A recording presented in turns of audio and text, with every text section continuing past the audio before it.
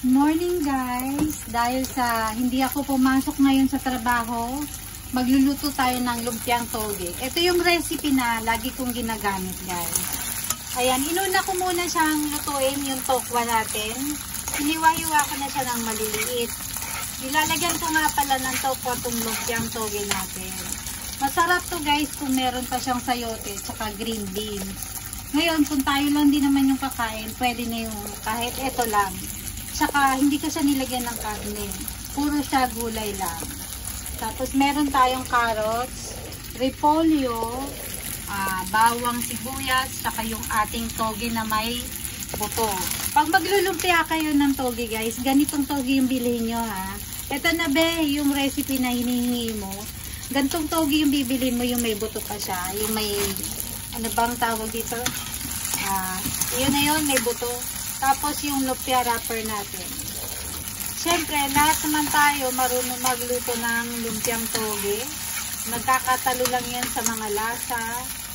At saka sa ano natin guys, sa sukang sausawan. Ang sekreto dyan yung sukang sausawan din. Isa sa mga sekreto natin dyan.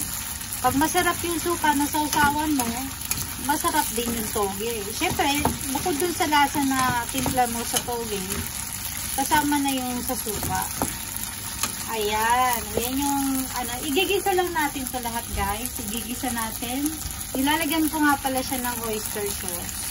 Tapos pagkagisa, palalamigin bago balutin para hindi masira yung lumpia wrapper.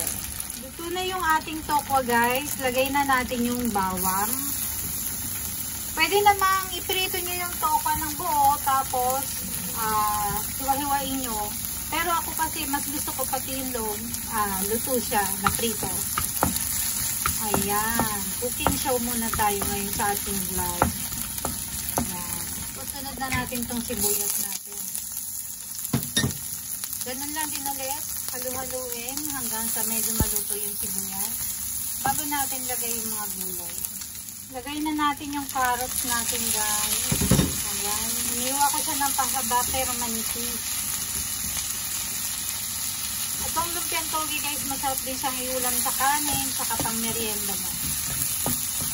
Yan, halu-haluin lang din natin. Tapos pag medyo okay na, pwede na natin lagay yung ating repolyo. Okay na siya. Tapos lagay na natin yung repolyo natin. Yan, halu-haluin lang din natin ulit. Ganun lang din yung process guys. Yan, nilagay ko na yung ating toge.